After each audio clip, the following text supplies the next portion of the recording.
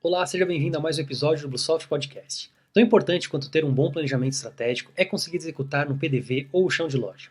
De nada adianta seu comprador comprar certo, acordos comerciais serem feitos, o produto chegar no estoque, o cliente ir até a loja e na hora de comprar o produto estar mal exposto, ou pior, nem exposto estar.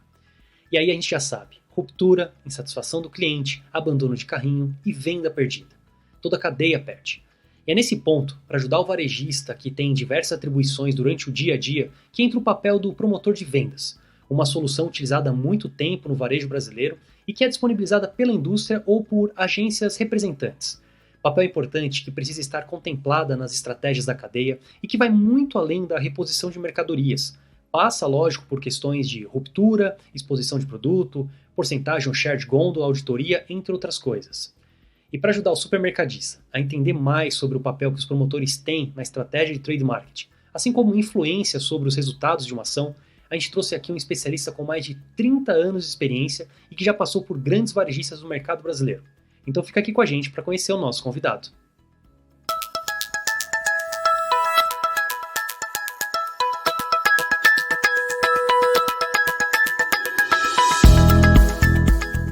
Bom, e hoje eu trago aqui para conversar com a gente Carlos Vaiande, fundador e CEO da Mob2Com. Vaiande, é um prazer ter você como nosso convidado. Seja muito bem-vindo. Pois, obrigado pela atenção, obrigado pelo carinho de vocês e me convidarem a participar desse evento aqui com vocês. Perfeito. Vaiande, para quem ainda não te conhece, né, você como é um especialista na área de operação, na área de trade, de GC, de pricing, antes da gente começar a falar do assunto, do tema do podcast, explica um pouquinho para a gente um pouco da sua trajetória, né, as suas experiências e como surgiu a ideia da Mob2Com. Legal. Bom, eu fui do varejo quase 30 anos. Eu iniciei minha carreira no Carrefour em 86. Nessa época nós tínhamos aí, 7, 8 lojas de hipermercado no Brasil. Não é que fosse só do Carrefour, era no total. E depois disso fui trilhando a minha carreira por várias redes de grande porte.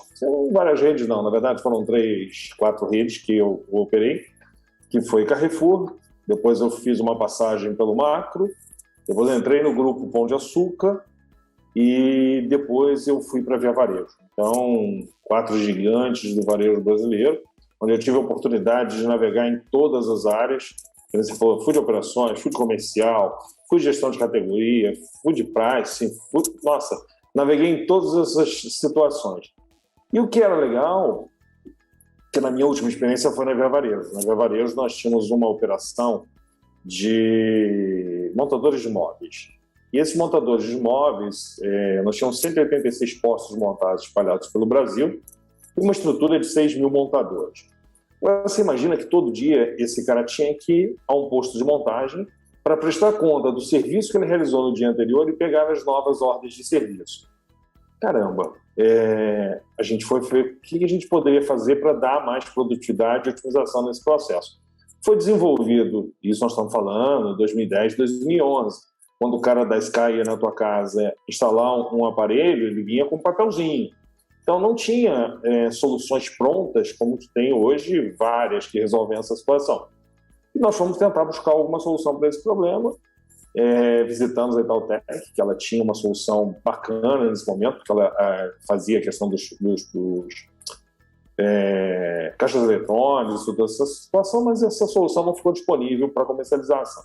Então nós decidimos internamente, com o suporte da Accenture, desenvolver uma solução internamente. E essa solução foi um sucesso, porque ela permitiu que a gente economizasse quase 20% do quadro, porque a gente se tornou muito mais produtivo. Ou seja, para cada 15 montadores, eu precisava ter uma pessoa de back-office. Você imagina que como essa ferramenta ganhou produtividade na distribuição das tarefas, no acompanhamento das tarefas, tirou a interferência manual, então foi muito legal. Bom, eu fiquei com essa questão na cabeça, que foi uma coisa que me chamou bastante atenção. Mas alguns anos para frente, eu resolvi pendurar a minha gravata de executivo do varejo e empreender. Eu estava com aquela situação na cabeça ainda dessa oportunidade em gestão de equipe de campo. Um amigo meu de Brasília, que é um especialista em desenvolvimento, A gente bateu um papo e falou, vamos embora. E montamos a Mob.com, Mob2Com, como a gente gosta de falar. Montamos a Mob2Com e começamos a desenvolver uma solução para a gestão de equipe externa. No meio do caminho, a gente falou, vamos fazer o seguinte, como o nosso conhecimento, principalmente o meu conhecimento, era muito focado no varejo, vamos começar a montar uma solução para promotor? E aí a gente começou a desenvolver uma solução para promotor. Só que aí a gente fez aquele grande erro de quem está lançando. Não, bota mais isso, bota mais aquilo, bota mais aquilo. Então a gente levou muito tempo para lançar o produto. Enquanto isso, teve pessoas que lançaram produtos bem mais rápido, produtos muito bons. E a gente ficou com aquela questão sofrendo um pouco. Mas caramba, a gente demorou, nosso produto ficou tão legal. Mas foi aquela primeira escorregada de empreendedor. Então, eu vi um material de vocês que achei muito legal, que fala sobre isso, que até fala o seguinte, eu boto lá um patinete, um skate, depois um patinete, uma bicicleta, e depois eu faço um carro, mas eu já tenho um produto para ser comercializado. Não adianta você fazer a roda mais bacana, um acabamento mais bacana. Então, quem dera tivesse tido esse papo com vocês há mais tempo. Eu teria tido uma tremenda aula para não errar nesse processo. Bom, só que quando a gente começou a fazer essa solução, a gente se aprofundou, eu entrei muito dentro do campo do trabalho dos promotores. Porque a gente botou o produto em pé, botamos em várias agências, o troço funcionou. Mas nós vimos que tinha uma janela muito bacana de oportunidade, que era o varejo. Porque o varejo sempre teve um tabu de controlar promotores. Por quê? A partir do momento que ele controlasse, ele trazia para dentro dele a responsabilidade solidária sobre aquele promotor. A gente falou, olha, tem aqui um caminho. E a gente criou um conceito diferente, um conceito focado em acesso, que toda vez que você vai a um ambiente, você vai entrar dentro de uma área interna, o proprietário do estabelecimento tem o direito de fazer algumas solicitações para te credenciar a entrar, porque aquilo lá não é livre trânsito. E aí a gente criou o conceito do Mob Control, onde a gente começou a fazer um trabalho de monitoramento dos níveis de serviço dos promotores. Isso basicamente focado em atender as demandas do varejo, porque ela sempre tinha uma dúvida: quantos promotores eu tenho? Quantos estão na loja? Que loja que ele vai? Quanto tempo ele fica? Eram coisas que eles nunca conseguiam ter um monitoramento muito bacana, muito bem estruturado. A indústria tem uma ideia de quantos promotores ela aloca, ou pelo menos quanto de grana ele aloca para esse serviço. As agências sabem o que elas colocam para trabalhar.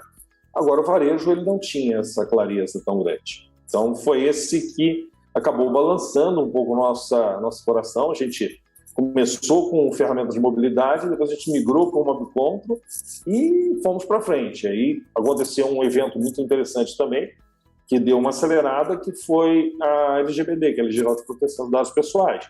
Então, aqueles processos que eram feitos no varejo no passado, onde o promotor levava uma lista de documentos, e essa lista de documentos deixava daquela portaria, aquilo se perdia, isso não pôde mais existir. Então, nós criamos um complemento ao controle de acesso, uma plataforma, onde os contratantes dos promotores, sejam as indústrias e as agências, credenciam o promotor para ele prestar serviço dentro daquela loja.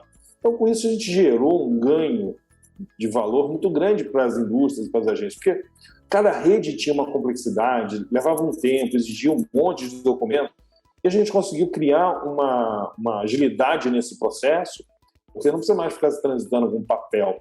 Então, também foi um movimento direcionado nosso com visão na questão da sustentabilidade. Então, a gente conseguiu fazer um processo que é um ganha-ganha. É aquela questão que as agências ficaram felizes, as indústrias também, porque elas ganham agilidade e têm esse processo, e o varejo passa a ter um controle e está totalmente compliance com a LGPD. Maravilha.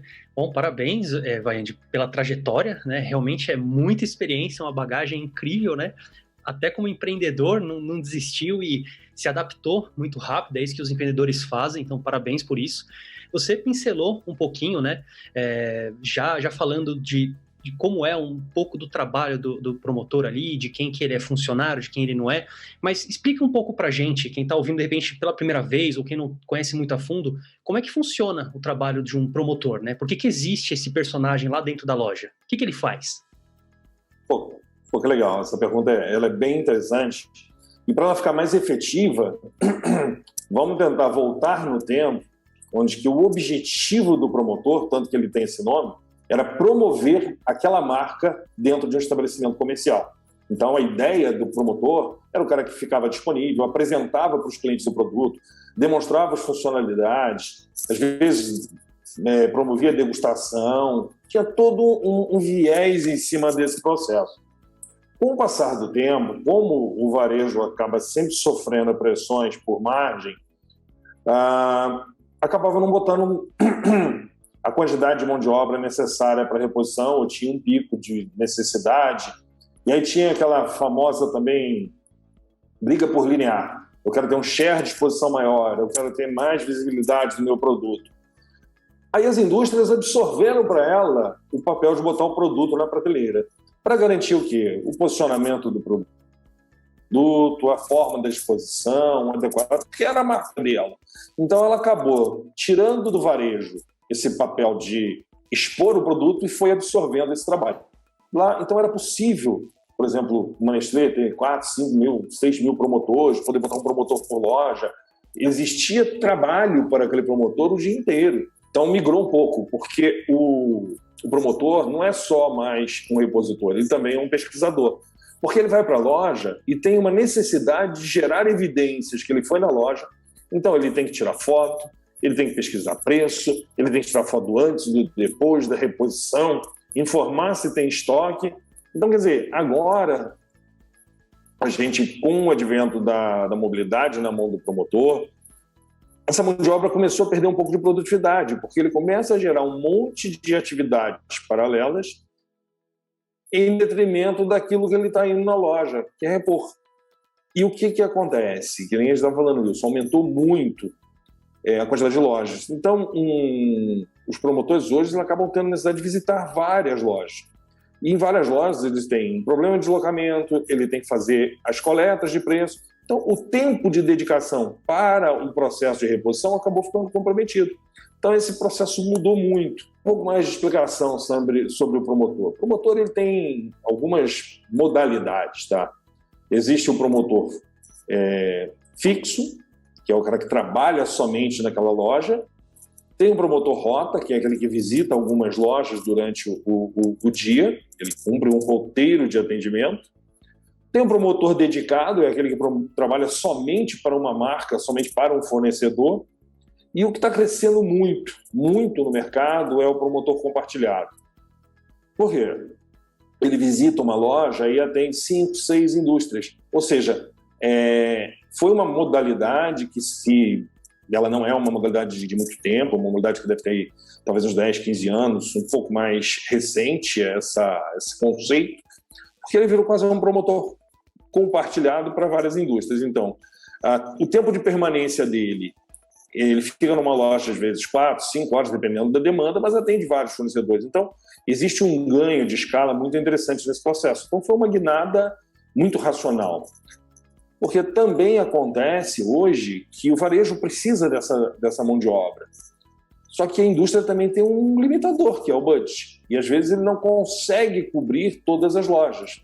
Por quê? Porque tem as capilaridades geográficas, tem algumas redes que tem lá, naquela cidadezinha, e é uma loja que vende muito, tem a prefeitura, a matriz, um Banco do Brasil e a loja do nosso cliente. Então, não tem mais concorrente. Então, não justifica um fornecedor deslocar, ou custa muito caro deslocar um promotor para fazer essa reposição. Então, com essa situação, várias lojas acabam não tendo cobertura de promotores. Então, contando um pouquinho da história do promotor, foi uma função que acabou tendo mudanças durante a linha do tempo e continuam tendo essas mudanças de forma muito acentuada. Maravilha, bom ter essa base inicial para essa conversa. Então, o promotor ele não é um funcionário do varejo, né? Ele, pelo que eu entendi, ele também não é só exclusivo da indústria, ele também funciona ali para um distribuidor, ele tem as agências que também contratam ele para fazer. Uma dúvida que eu tive aqui. O promotor ele pode trabalhar, nesse caso que ele é um compartilhado, né, com outras indústrias ali, da mesma categoria? ele pode participar, como é que ele vai brigar ali por market share na gôndola do cara? E como é que ele briga também, de repente, com o varejista? Briga, é uma palavra forte, mas como é que ele disputa ali com o varejista aqueles produtos de marca própria, da própria loja? É uma pergunta bem interessante. Na verdade, vieram dois questionamentos. Eu vou começar dizendo: existem duas modalidades de promotores da indústria. Existem os promotores próprios e existem os promotores que são atendidos através de uma agência de promotor, que é uma empresa especializada nesse processo, e hoje elas têm uma predominância muito grande. Só para você ter uma ideia de números, 65% dos promotores hoje que atuam no varejo são oriundos de agência. Os outros 35% só é que são de promotores dedicados das indústrias. Então, as grandes indústrias, os grandes fornecedores, eles conseguem ainda manter essa estrutura, mas todos os outros estão migrando para as agências, e dentro das agências você tem a prestação de serviço dedicada e compartilhada. Então, você acaba tendo essa oscilação. Bom, essa questão que você me perguntou sobre o promotor pode atender segmentos similares, é uma negociação muito do fornecedor com a agência. O que eu posso dizer por experiência é que, normalmente, os fornecedores não aceitam que aquele promotor atenda marcas concorrentes. E tem sua razão, porque um dos jogos mais famosos que tem ainda dentro do varejo é rouba-montinho, ou seja, o promotor vai lá e abastece, o outro que chega depois vai lá e empurra o produto dele para o lado e aumenta o linear. Então, essa brincadeira do rouba-montinho, ela continua durante muito tempo. E, da mesma forma, é um problema também para a marca própria, porque, normalmente, a marca própria ela é um pouco órfã. Por que eu falo que ela é órfã? Porque ela depende da reposição da loja. Só que a loja tem tanta coisa para fazer, e, às vezes, dependendo do dia, dependendo do momento, é claro que ela vai priorizar a reposição de um produto que gira muito, porque se alguém passar lá e não encontrar um leite condensado, não encontrar um refrigerante de determinada marca, ou aquele óleo, vai ser um caos. E aí a marca própria, aquele produto que complementa o assortimento, fica um pouco para o lado. Então, realmente, essa questão da reposição da marca própria ainda é um grande problema dentro do varejo. Perfeito. E como é que a gente faz uma boa gestão, então, dos promotores dentro da loja? Logicamente, a Mob2Com vai ajudar com isso. Como é que a gente tira o melhor proveito possível desse trabalho dos promotores? Eu acho que o que precisa ter, e na verdade toda a Mob2Com, ela está calçada dentro de uma visão do ganha-ganha. Porque não tem coisa pior do que um lado ganhar e o outro lado perder. Porque essa relação, ela não é duradoura, ela não é boa, ela não é vantajosa. Então, o que nós estamos tentando construir dentro dessa visão, ou dentro do nosso trabalho, é, primeiro, a gente faz um mapeamento de todas as lojas que aquele fornecedor atende. Então, quando a gente tem essa leitura, a gente consegue dar para o varejo essa visibilidade. E o que acontece às vezes? A gente demonstra que tem algumas lojas que não são cobertas, não são atendidas por quê? Justamente pelo que eu te falei, pela geografia. Então, por que não bater um papo aberto, um papo tranquilo com o fornecedor? Me ajuda nessas lojas, vamos ver como a gente pode fazer, o que a gente pode estruturar. E aí a Mob também, ela evoluiu num processo bem legal. Nós viemos trabalhando nisso aí já tem uns 4 anos e meio, mais ou menos. A gente desenvolveu um algoritmo. Esse algoritmo possibilita que a gente calcule o tempo de reposição por produto, por fornecedor. Então, com essa sacada, a gente consegue ajudar tanto as indústrias quanto aos fornecedores a colocar a mão de obra certa, na quantidade certa, na loja certa. Isso, para mim, é evitar desperdício. Porque o que acontece? Invariavelmente, tem dentro desse processo de reposição um grande vilão. E o grande vilão se chama bico. Não sei se você conhece essa expressão. Você conhece a expressão do bico? Não conheço. Então tá bom. Não, legal, eu vou te contar. Então, você imagina um fornecedor que, pelo volume de venda dele, ele precisa botar 6 horas de trabalho dentro daquela loja. Aquela loja que abre 8 horas da manhã e vai até 10 horas da noite, funcionando. Quando você avalia essas 6 horas, se for 6 horas de trabalho no promotor, é uma quantidade de horas bem legal.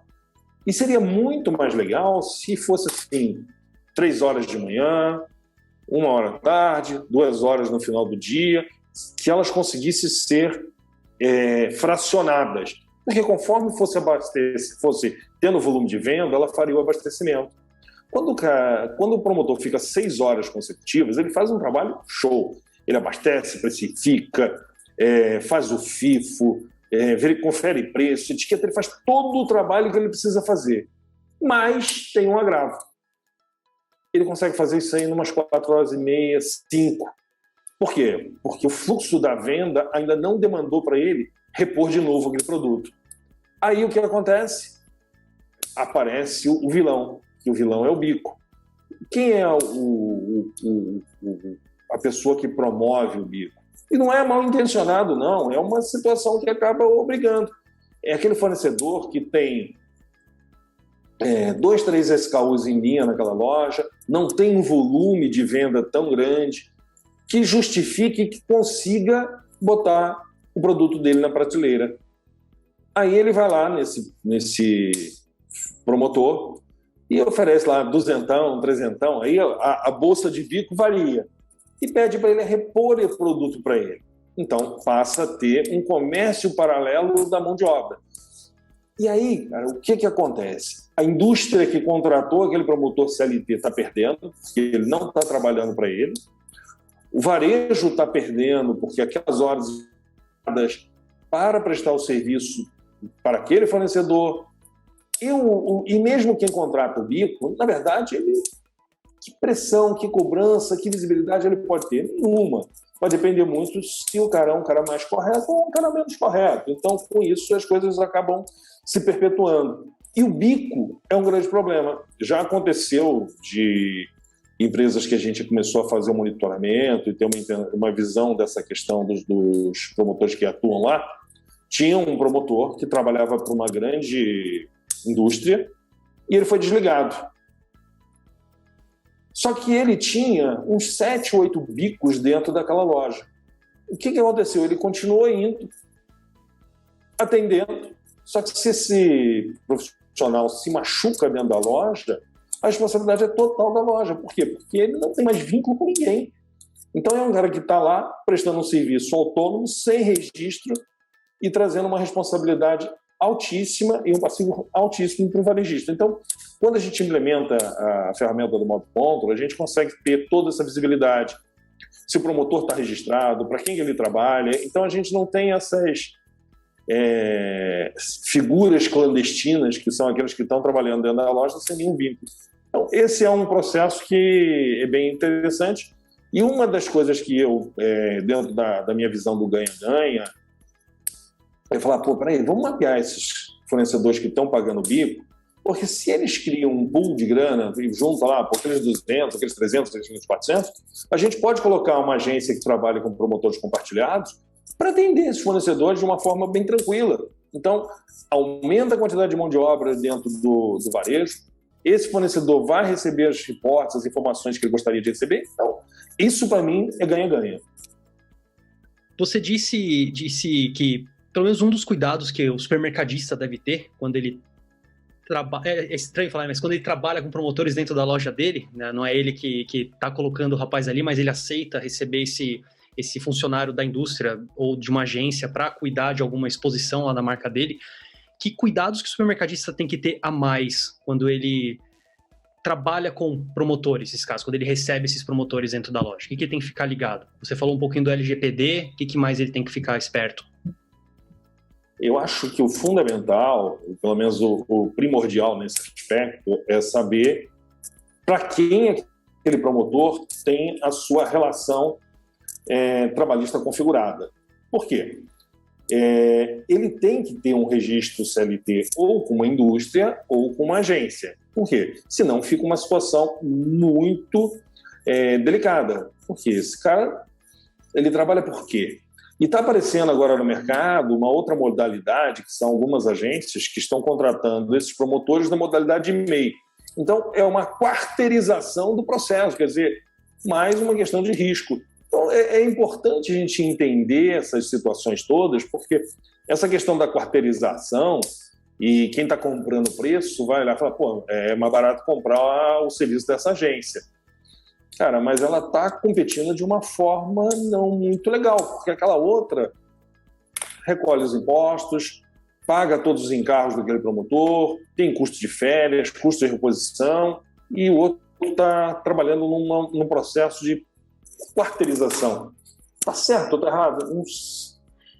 Aquele negócio não é ilegal, mas será que é uma boa forma? Então sempre tem aquelas questões que ficam assim em aberto para ver se isso é uma boa prática ou não é uma boa prática.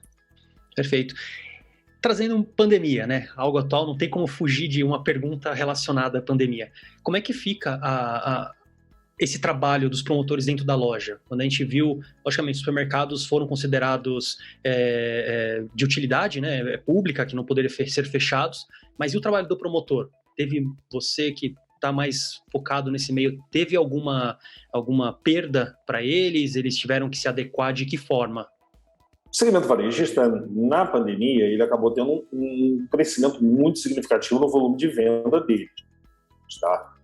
Só que esse crescimento significativo de venda veio com viés, que foram os afastamentos dos profissionais do varejo, ou seja, dos repositores, e também afastamento dos próprios promotores. Por quê? Todo mundo teve lá uma situação, e hoje tem uma situação que é um agravante, que quando você chega com suspeita de Covid num posto de saúde, num atendimento médico, você recebe um atestado e esse atestado te dá um afastamento para aquele profissional de 10 dias por suspeita. Então, quer dizer, não está nem conformado se ele tem ou não tem, mas precisa afastar.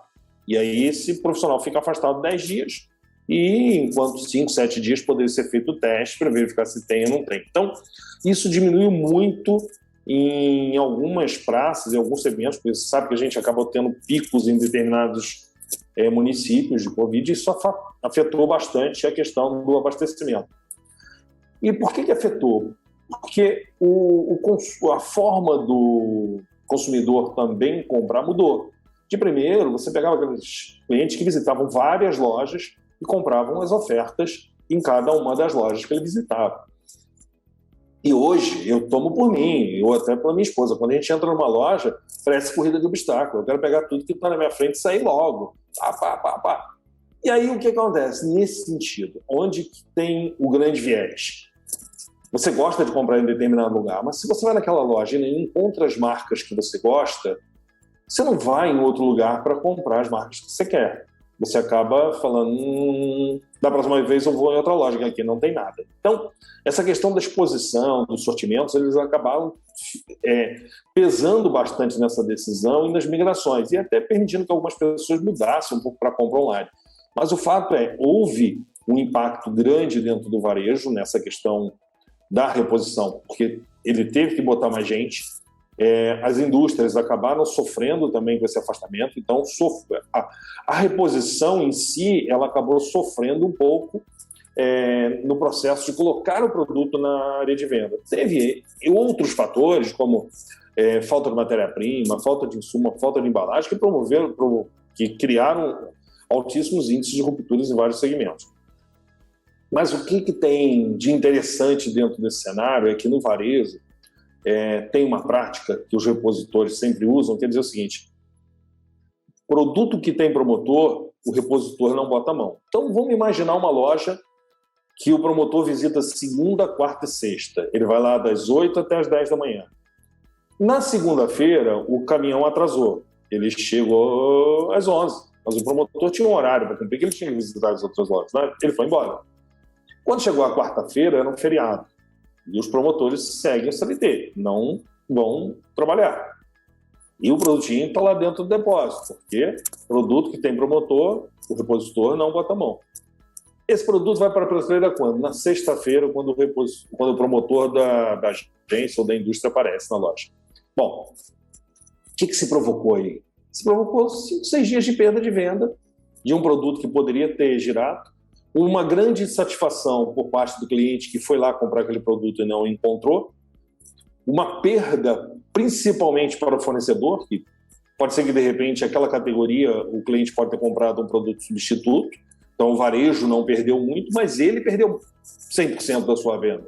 Então, essas questões da pandemia, que não é só esse exemplo que eu te passei agora, ele não é um evento só da pandemia, tá? Isso é um evento recorrente.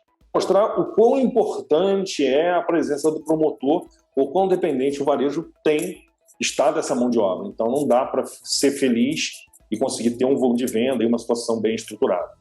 Um outro fator também que prejudicou bastante a questão do abastecimento são os famosos estoques virtuais. Como o varejo acabou também perdendo um pouco da mão de obra, aquela atividade da contagem dos estoques para ver o que está sobrando, o que está faltando, e fazer as correções de estoque que garante o processo de reposição. Então, também não aconteceu. Então, hoje, os índices de rupturas também estão bem acentuados em algumas praças em função dessa não correção dos estoques virtuais, porque faltou a mão de obra e o varejo precisou, de repente, suspender esse tipo de serviço e as correções acabaram sendo prejudicadas em algumas redes. E, com isso, o índice de ruptura e a perda de venda deu um salto sensível. Tá certo, é uma coisa que ninguém ganha, né? Enquanto o cliente lá não comprou, ninguém conseguiu vender, ninguém conseguiu ganhar nada. É uma situação delicada, né? Práticas que às vezes, que nem você disse, produto ou item de promotor, repositor não põe a mão. Então são coisas que às vezes o próprio varejista precisa ficar de olho ali, né? Você citou algumas coisas, mas quais são os pontos que o promotor ele precisa ficar ligado? Uma coisa é a ruptura, para ver se não está faltando lá, a própria exposição do produto que ele representa, porcentagem de gôndola, ele funciona como um auditor, tem alguma coisa a mais ali que ele tenha que fazer? E depois a outra pergunta, tem coisas que ele não deve fazer? O que não deve fazer, todos eles sabem, não adianta eu falar. Agora, o que seria muito bacana, e é uma das coisas que a MOB está trabalhando, é para criar um direcionamento operacional para esse promotor. Ou seja, será que ele abastece primeiro o produto que está mais perto de uma ruptura? Será que a gente não gasta muito tempo com atividades transacionais, de tirar fotinha, de fazer não sei o quê, em vez de estar repondo? Tem tantas perguntas aí que a gente tem que estar criando as respostas, mas eu acho que as primeiras perguntas e respostas têm que ser para a indústria e para os varejistas. Dá para fazer alguma coisa de uma forma diferente, onde que o modelo colaborativo vai aumentar a produtividade dos promotores de forma que eles não percam tempo, sejam mais efetivos, visitem as lojas que realmente precisem, gerando valor para os dois? Eu acho que essa é a grande pergunta e nós estamos trabalhando bastante pesado para ajudar a dar essas soluções. A nossa proposta de valor é gerar o ganha-ganha. E acho que quando todo mundo está ganhando, todo mundo fica mais feliz, todo mundo produz melhor e fica tudo muito mais fácil. E derruba um pouco dessa questão do antagonismo, do queda de braço. Na verdade, vamos mudar os braços, vamos mudar para frente, vamos parar de ficar puxando para cá e puxando para lá. Então, se a gente tirar esse desperdício dessa mão de obra, vai ser um resultado muito melhor para todo mundo. Nossa, Carlos, muito, muito bom ver esse lado. A gente poderia passar mais um bom tempo aqui conversando sobre esse assunto para abrir outras áreas, outros segmentos aqui, continuar discutindo. Esse tema é bastante interessante, bastante abrangente, mas a gente precisa de um direcionamento aqui. Então eu quero, mais uma vez, agradecer a sua presença e deixar contigo as considerações finais e como é que as pessoas que estão ouvindo, estão vendo a gente, conseguem entrar em contato com vocês da Mob2Com. Legal, obrigado. Bom, novamente reitero o agradecimento de participar aqui desse bate-papo super legal. Foi um bate-papo com uma visão extremamente construtiva, onde a gente pode trocar um bate-bola no português bem claro com vocês que são pessoas de RP, de ferramentas e que estão ali preparando e organizando as funcionalidades para que o varejo possa ficar mais eficiente. E, por lado de cá, está a Mob, que tem como grande objetivo ajudar no processo da eficiência operacional, ou seja, como consegue ser mais produtivo. Então, esse é o nosso grande objetivo, aumentar a produtividade operacional dentro do varejo. Eu, como eu te falei, eu fui do varejo durante muitos anos. Então, soluções de ERP, soluções de frente de caixa, você mesmo conhece, sabe que tem muitas soluções de logística, sempre teve uma grande preocupação e uma grande evolução. Onde que nós estamos focando e a Mob total direcionamento é aumentar a eficiência operacional através de ferramentas adequadas. Então, essa que eu acho que é o grande ponto nosso.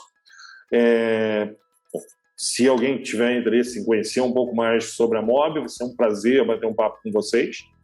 O nosso e-mail de contato é o comercial@mob2com.com.br.